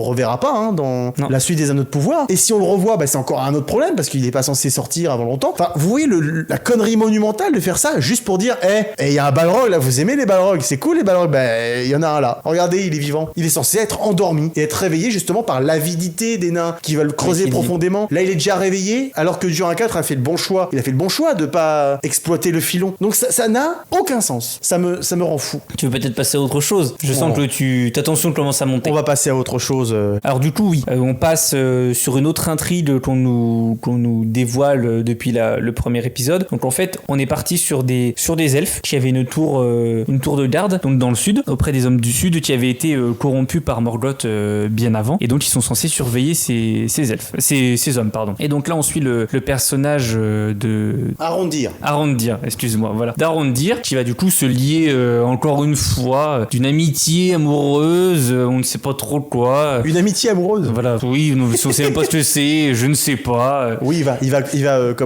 essayer de conquérir le cœur de la guérisseuse du village. Voilà, Arondir qui du coup va surveiller ces hommes, et dans la continuité de Gil-galad qui renvoie Galadriel, Gil-galad rappelle ces elfes auprès de lui, et donc à ce moment-là, au moment où Arondir va aller saluer pour une dernière fois. Bah oui, parce que c'est logique de rappeler les elfes qui sont censés surveiller le mal au moment où il n'y a pas de mal, et qu'il faut rappeler les elfes parce qu'il faut se barrer parce qu'il n'y a pas de mal à combattre. Gros problème. Non, Mais du bon. coup, au moment où Arondir va la saluer, on a du coup le mal apparaît à eux, avec Arondir qui va être capturé par des, Ah oui, ouais. par des orques. Alors ça, c'est un gros problème. Je suis désolé, il va falloir qu'on en parle. Le design des orques qui est abominable. Oh, je suis pas Ah non, spécialement. Ouais. c'est une catastrophe. C'est moche. Ah oui. C'est un fait. Bah, je C'est- pense c'est- qu'il faut une c'est- différence avec. Bah, ils sont. Mais au moins, ce sont c'est des prothèses au moins. Au moins, il y a des vrais acteurs en sous les orques. Chose qui avait été très critiquée dans la trilogie Les Hobbits, où c'était vraiment que des VFX quoi. Ah, pour le coup, je préférerais, alors j'étais pas spécialement le grand défendeur de ça, mais pour le coup, je préférerais comme ça, qui était quand même, je trouve, un peu plus réaliste et un peu plus joli, parce que là, c'est comme sacrément moche à faire. Enfin, je trouve que ça vraiment pas beau. Je trouve ça vraiment dommage, parce que moi, personnellement, je les trouve absolument pas crédibles. Ah, pour ouais, le ouais, coup. écoute, je trouve pas. Dans la même continuité, le Warg, alors je continue Ah oui. sur ce design, le Warg est vraiment détestable et vraiment désagréable à regarder. C'est horrible, c'est moche. C'est vrai. Autant dans le Hobbit et dans le Seigneur des Anneaux, c'est des bêtes qui étaient impressionnantes. Et là, on a fait un truc complètement ridicule. On dirait une hyène du Roi Lion 2019. Là, c'est un fait. Ah oui. Ça ressemble à rien du tout. Et je pense qu'ils ont dû prendre la même personne pour le faire. Fera pas le reprendre, lui. Mais en fait, c'est dégueulasse, quoi. Bah, on disait tout à l'heure que la série était irréprochable visuellement. Oui, à part ce putain de warg. Oui, dans l'ensemble, c'est irréprochable. Je veux dire, il y a bien évidemment des détails qu'on peut noter. Et les orques sont qu'un petit détail. Enfin, Mais ça gâche toute la scène d'action avec ce warg. mais bien parce évidemment. Il a aucun mouvement naturel, si tu veux. Et bien sûr. Tu vois que le truc est pas là, et puis son design est catastrophique. C'est une catastrophe ce warg là. Vraiment, en plus ça gâche toute la scène d'action, qui est censée être une scène d'action plutôt plaisante. Moi, ça gâche tout quoi. Exact. En fait, ça participe du côté cheap de la série, alors qu'ils ont claqué un pognon monumental, et à cause d'un petit détail comme ça mal foutu, ça donne un côté cheap. Et du coup, on en vient au père. Ah oui, Hadar. Je te laisse aller là-dessus puisque tu as l'air d'être Bon, déterminé à en alors, parler. Déjà la rencontre entre Arondir et Hadar. Alors déjà Hadar, on passe 3 épisodes à avoir sa silhouette. Donc le mec il est introduit à l'épisode 4 réellement à la moitié de la saison. Pour un développement de personnage, c'est vrai que c'est comme ça qu'il faut faire. Hein. Bah oui, introduire les personnages à quasiment la moitié. Comme ça t'as que la moitié de la saison pour le développer. Mais bon, ils veulent pas le développer parce que c'est encore une fois un personnage sur lequel on veut faire planer le mystère de c'est peut-être Sauron. Peut-être que il s'appelle Hadar, ça veut dire père. Donc peut-être que le père des orques, bah, c'est Sauron du coup. Enfin, donc l'existence du personnage est ahurissante. Les orques de Hadar ont capturé Arondir. Arondir essaye de s'échapper.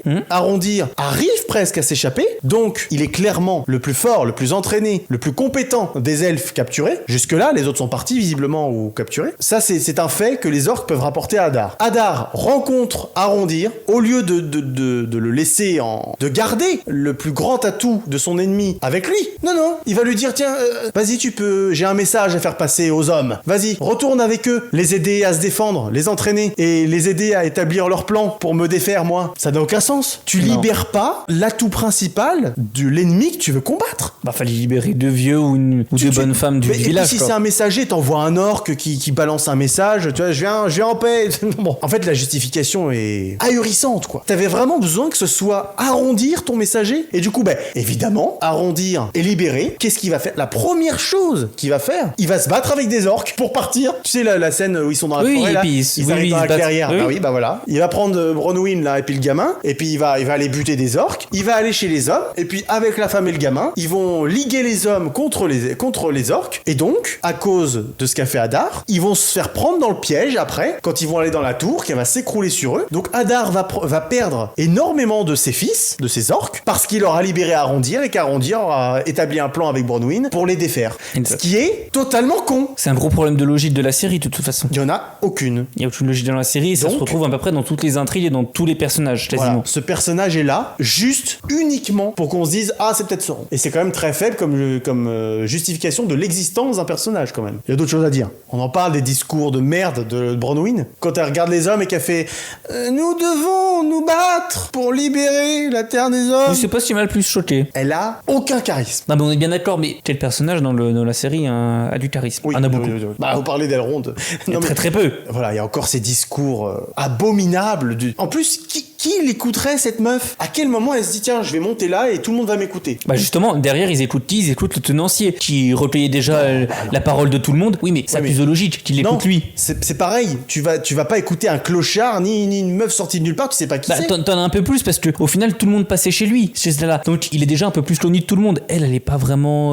Ouais, mais bon, pour moi, dans cette situation, les hommes, ils écoutent Arondir, le mec qui s'est échappé du camp de l'ennemi. Mais non, puisqu'ils n'aiment et pas qui les est elfes. compétent. Ah oui, mais ils aiment Beaucoup peut-être n'aiment pas pas les les elfes, et dans leur situation, c'est la meilleure chose à faire. Eh oui, mais bon. Je comprends pas que les hommes suivent cette meuf ou ce clochard là. Ça me paraît absurde. Du coup, bah voilà, pour Hadar et les orques là, ça a aucun sens. Mais du coup, finalement, l'objectif de Hadar, c'est quoi? Il est là pour offrir une terre aux orques. D'ailleurs, quelque chose qui est bien retranscrit dans la série, je trouve, c'est que le fait que les orques créent de la lumière, le fait qu'ils doivent toujours porter une capuche, se protéger, le truc de la clairière, on disait, où ils se font avoir parce que le soleil se lève et tout. J'aime bien cette représentation là. Donc du coup, Hadar, pour que les orques puissent avoir une terre où ils puissent vagabonder à leur désir, il veut créer justement le Mordor pour assombrir la terre, tout ça. Donc, vu que Hadar va faire tout ça, quel mérite il a, Sauron? Parce que ça veut dire qu'après Sauron, dans le Seigneur des Anneaux, tu dis oui, Sauron c'est le chef des orques, il a façonné cette terre de mal pour eux, tu vois, enfin, tu attribues le mérite à Sauron du fait qu'il soit ce chef d'armée et voilà, qui permette aux orques de vivre sur ces terres. Ce sont ces terres, le Mordor c'est à Sauron, enfin voilà. Donc là, mais quel est le mérite de Sauron? Ça veut dire que maintenant qu'on sait que c'est Hadar qui a créé le Mordor, qui a transformé cette terre pour les orques, maintenant qu'on sait ça, ça veut dire que quand Sauron va débarquer dans la série plus tard et qui va prendre le Mordor pour terre, il a aucun mérite. Pourquoi on craindrait Sauron? Il est juste arrivé et puis il a dit c'est ma terre, il va sûrement tuer Hadar, je sais pas, j'ai pas vu la suite de la série. Il va peut-être tuer Hadar et dire c'est mes terres. Enfin, oui, mais comment les orques vont le suivre aussi? Ah ouais, jusqu'à la mort. La série pourra le développer ça, mais c'est pas vraiment le problème si tu veux. Mais c'est le fait que Sauron n'aura aucun mérite. Il aura pas créé le Mordor, il aura pas rassemblé les orques, il aura pas, si tu veux, il aura pas créé le Mordor comme l'a fait Hadar pour leur donner cette terre. Mais c'est pour ça. Pourquoi le suivre lui? Peut-être qu'il va faire un acte. Et comment? Oui, mais bon, ça va être très compliqué à faire. La série peut se rattraper là-dessus. Mais ça va être très compliqué à faire. Ça va être compliqué. Mais elle peut se rattraper alors que là, Sauron, du coup, n'aura jamais de crédibilité pour la création du Mordor et c'est un gros problème. C'est ce que je te sous-entends. Il en aura pas auprès aussi des orques. Il en aura pas auprès de ses ennemis. Il en aura auprès de personne. Là où la création s'est faite, c'est terminé, c'est foutu. Après, la série peut se rattraper en trouvant une justification. Ce qui va être compliqué et sûrement mauvais. Mais en tout cas, c'est pas foutu pour l'instant. Et puis, il y a aussi, pour finir sur cette intrigue là, parce qu'après les gens de Numénor arrivent pour sauver les hommes du Sud là. Pourquoi la Myriel devient aveugle? Qu'est-ce que ça apporte? Qu'est-ce qu'on en a à branler que la reine régente devienne aveugle? Je voudrais que quelqu'un m'explique dans les commentaires. Dites-le moi. Quel intérêt cette intrigue? Moi, je pense que cet événement a. Dans la suite de la saison 2, ils vont essayer de développer le fait qu'elle soit aveugle et qu'elle ait des visions, que ces visions se développent parce qu'elle est aveugle. Je pense qu'ils vont sûrement partir là-dessus. Chose assez évidente et chose assez banale et pas très très inventive, je trouve en tout cas, mais à mon avis ça risque de partir là-dessus. Peut-être, je trouve pas ça palpitant. Je ne t'ai pas dit que je trouvais ça palpitant. Oui. Et donc pour finir, voilà, sur tout ça, j'ai un dernier truc à dire, c'est les premiers mots de la série, c'est Galadriel, et la première phrase qu'elle dit du coup de la série, c'est les gens ne naissent pas mauvais, ils le deviennent. C'est un truc comme ça. C'est en gros le mal n'existe pas en tant que tel, il pervertit les gens et les gens peuvent être repentis si tu veux. La repentance existe. Elle commence la série en disant ça. Et pendant toute la série, on va nous montrer une meuf qui va courir après Sauron en étant persuadée qu'il est vivant alors qu'elle a aucune preuve. Et une meuf qui est persuadée que c'est le mal incarné et qu'il y a aucune possibilité que non, c'est le mal, il faut le détruire, terminé. Elle a aucune nuance dans son esprit. Alors qu'elle commence la série en nous disant ouais non mais le mal il peut être, il y a la repentance existe, tout ça voilà. Et à la fin de la série évidemment, le Sauron arrive et la série aurait pu jouer une carte super intéressante parce que à la base dans l'univers de Tolkien, à ce moment-là, Sauron il est en rédemption. Il essaye d'être bien vu par les Valar et de dire ok, Morgoth il est banni et moi je vais essayer de faire amende honorable. Il se présente pas devant les Valar pour ses crimes. En tout cas, il ne fait plus le mal et il a une tentative de rédemption, même si on sait qu'après ce sera pas réussi. Donc en plus la série avait une bonne carte à jouer là-dessus, avec une bonne morale en disant, tu vois, Galadriel elle est bornée à penser que Sauron c'est le mal incarné, peu importe les générations, alors que il est peut-être en repentance, tu vois. Et la série avait une carte à jouer en disant tu vois, Sauron là il essaie de te tendre la main, d'être en repentance. Non, elle joue la carte de oui, Galadriel avait raison, c'est le mal absolu, il y a aucune repentance possible. Donc là où la série aurait pu apporter de la nuance, elle n'apporte que une vision manichéenne des choses. Elle n'apporte que du manichéisme. Alors qu'elle aurait pu être beaucoup plus nuancée que ça et qu'elle avait le matériel originel pour le faire. Et c'est grandement dommage. Voilà, ça pourrit tout le message de la série. Est-ce que tu as d'autres choses à dire sur cette intrigue pour terminer sur Galadriel, Sauron Absolument pas, je pense qu'on a fait le tour de toute cette intrigue qui prend entre 75% et 80% du temps de la série. Je pense en passer sur la dernière intrigue qui est un peu plus à l'écart du reste. Tout à fait, voilà. C'est pour ça on l'a gardé pour la fin parce que c'est aussi la plus compliquée.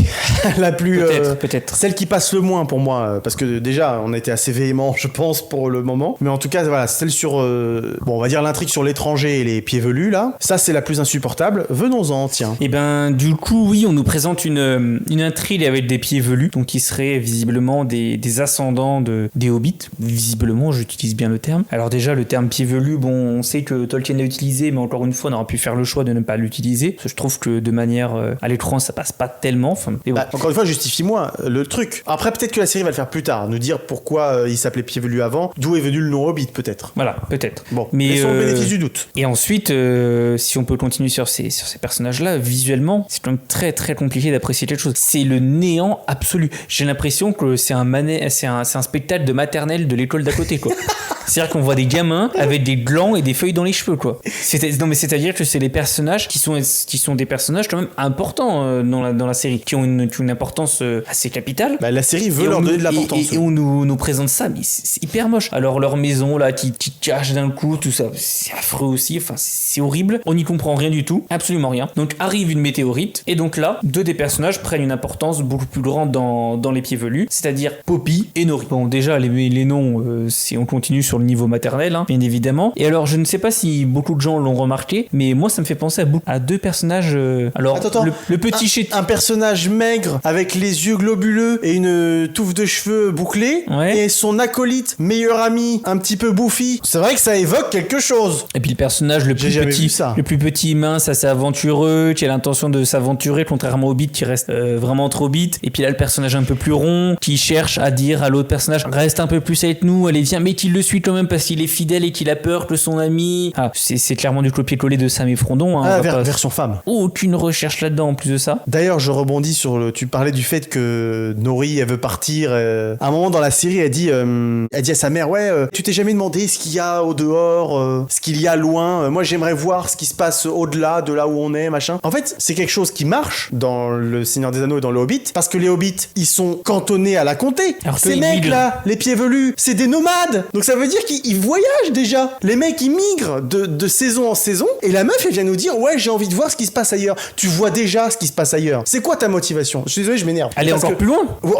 m'arrête. Mais en fait, c'est une question que je pose. Non, parce que un personnage peut pas développer une envie de voir ailleurs s'il voit déjà un panel de paysages et de lieux différents tout le long de l'année et jamais les mêmes. Un nomade ne peut pas rêver de partir loin. Il voyage déjà. Non, mais on est d'accord. Alors en fait, ça a du sens comme le Luke Skywalker dans Star Wars. Il est resté sur sa planète toute sa vie. Il est dans sa ferme là à aider son oncle. C'est normal qu'il rêve de partir ailleurs. Il y a une galaxie tout entière qui l'attend. C'est pour ça qu'il veut devenir pilote de vaisseau. C'est normal. Et même, j'ai envie de dire, les hobbits dans le Hobbit et le Seigneur des Anneaux, déjà, ils veulent même pas partir. Ils sont forcés de partir. Bah, un peu comme Luke aussi. Bon, lui, il veut partir, mais il est forcé par la mort de son oncle et sa tante. Mais je veux dire, les hobbits, ils sont forcés de partir. Mais c'est normal dans un sens que, par exemple, le Bilbon dans le Hobbit souhaite voir Erebor et y retourner, voir les elfes, une fois qu'il a fait son aventure. C'est normal qu'il souhaite voir ailleurs. Et même une fois qu'il a fait son aventure, il la regrette à aucun moment. Et si tu veux, il est resté cantonné à sa comté. Il a vu que ça. C'est normal qu'on développe un sentiment de vouloir voir autre chose quand on est cantonné qu'à une seule chose. C'est logique. Alors qu'un nomade, à moins qu'il y ait des gens nomades dans les commentaires qui nous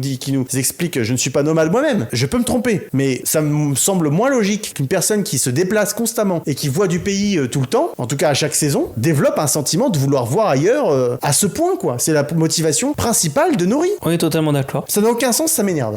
non, c'est très compliqué. Puis ces personnages-là, qu'est-ce qu'ils font là? Ils sont très peu développés, on s'en fout un peu. Et puis en plus, tu sais, le vieux Hobbit là, lui en fait, il a le scénario dans sa charrette. Tu sais, il a le livre là qui lui indique tout ce qui va se passer. Les scénaristes, ils lui ont donné l'histoire. Ça peut être un Valar, hein. Ah, c'est un Valar caché. Oui. Ah ouais, bah très bien caché.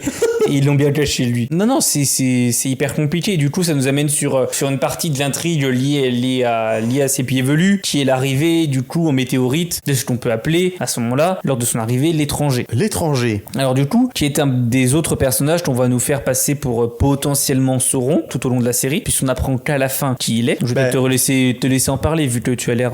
Et même le vieux clochard, là, de chez les humains du Sud, là, qui parle à Théo, il dit, ouais, hey, t'as vu la météorite? C'est Sauron qui revient. Donc même le vieux clochard le dit dans la diégèse du truc pour dire au spectateur, hey, t'as vu ce personnage-là? Il sait que c'est Sauron et tout. Ça se trouve c'est vraiment Sauron. En fait la série explicite même le fait que tu dois penser que l'étranger c'est Sauron. Tellement ils prennent le spectateur pour un con. Du coup voilà. Est-ce que tu veux nous parler un petit peu de toute cette intrigue autour de l'étranger, oui, tout ça, et du personnage en lui-même? On va finir la vidéo là-dessus parce que du coup je vais essayer de me prendre au jeu de la série parce que la série veut encore une fois nous dit c'est Sauron ou pas. Du coup à la fin on sait que ce n'est pas Sauron, ça c'est une certitude. Mais du coup la série part sur autre chose dans le dernier épisode. Est-ce que c'est Gandalf ou pas? Dis donc on sait pas. Donc à la fin de la saison 1, l'identité de l'étranger n'est toujours pas confirmée officiellement. Il s'appelle toujours l'étranger. Donc la série ne nous donne pas la réponse sur qui est ce personnage. C'est déjà en soi un problème. Je suis un personnage, je ne sais pas qui c'est, et la série pourrait nous dire t'as pas besoin de savoir qui c'est, y a pas de problème. Sauf qu'en fait elle essaye de nous vendre un personnage qu'on connaît déjà. Donc c'est en ça que c'est un problème. Oui, forcément on se pose une question puisque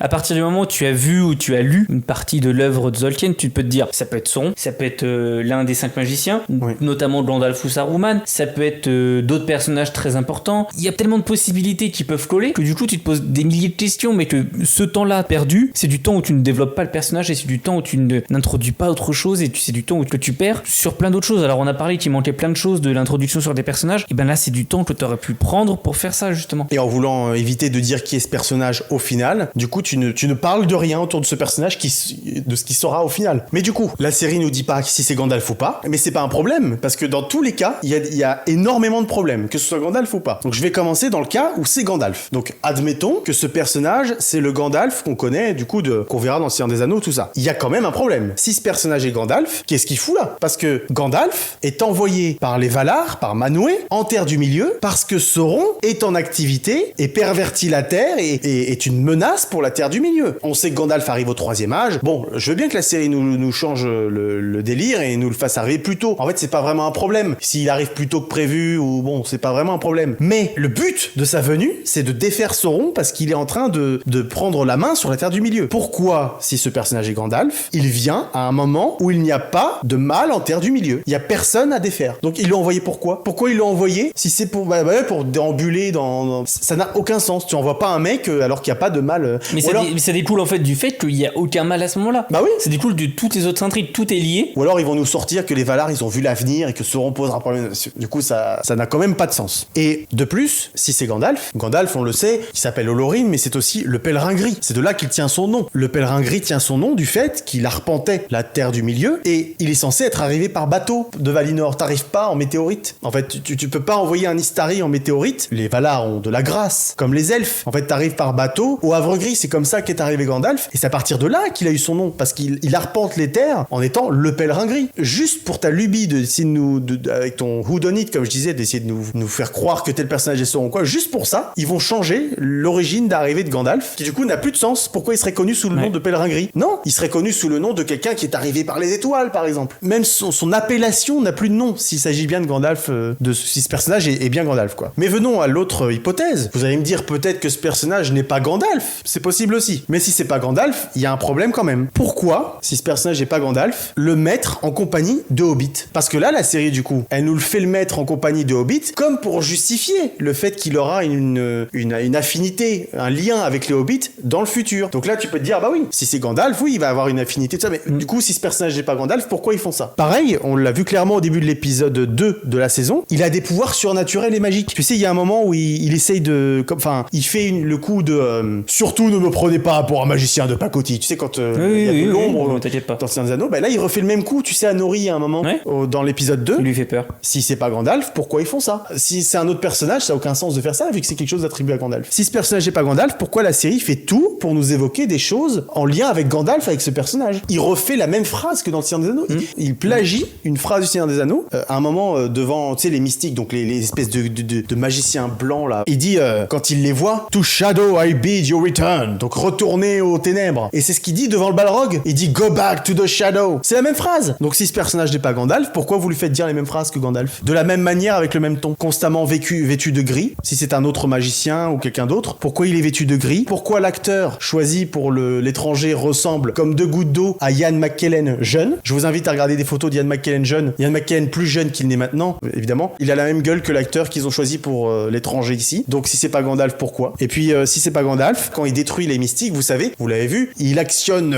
son pouvoir magique pour les faire disparaître. Qu'est-ce qui apparaît? Un papillon de nuit. Qui, dans la saga du Seigneur des Anneaux, parle au papillon de nuit pour appeler les aigles? Gandalf. Si ce personnage n'est pas Gandalf, pourquoi ils font ça? Donc, tout est indiqué pour que ce soit Gandalf. Mais, si c'est Gandalf, comme je l'ai dit tout à l'heure, il y a un problème. Donc, dans tous les cas, vous voyez, c'est une situation inextricable dans laquelle la série ne peut pas se dépatouiller. Parce que peu importe le choix qu'elle fera, il y aura un problème. Après, il y a donc, au moment où l'étranger arrive à vaincre les mystiques et ils ont une petite conversation à un moment, et les mystiques ils font non, ce n'est pas Sauron, c'est un Istar. Et il dit pas le contraire. Donc en fait, la série semble nous mener sur le chemin de c'est un des Istari. Donc un des 5 magiciens envoyés par les Valar. Donc potentiellement Gandalf. Mais apparemment, selon les théories, ça pourrait être un des mages bleus. Tu sais qu'ils sont pas évoqués, qu'on voit pas dans le Seigneur des Anneaux, le Hobbit. Mais si c'est un des mages bleus, encore une fois, pourquoi il est vêtu de gris? Et ça peut pas être un des mages bleus parce que il y a un moment, il y a un mystique qui lui dit en fait, ils en ont contre lui. Si c'était un des mages bleus qui sont arrivés ensemble et qui sont deux et qui sont bleus, pourquoi ils en auraient contre lui, chercheraient pas un autre? Je suis pas clair dans ce que je dis. Je sais pas si je suis assez clair. Non, t'es tout à fait clair. Il laisse planer plein d'hypothèses, mais qui en fait, peu importe l'hypothèse qu'ils vont choisir dans les prochaines saisons, ça colle pas vraiment. Ça colle très très peu et ça colle très difficilement, en tout cas, selon tout ce que tu viens d'énumérer. Et je pense qu'en fait, c'est là-dessus qu'il faut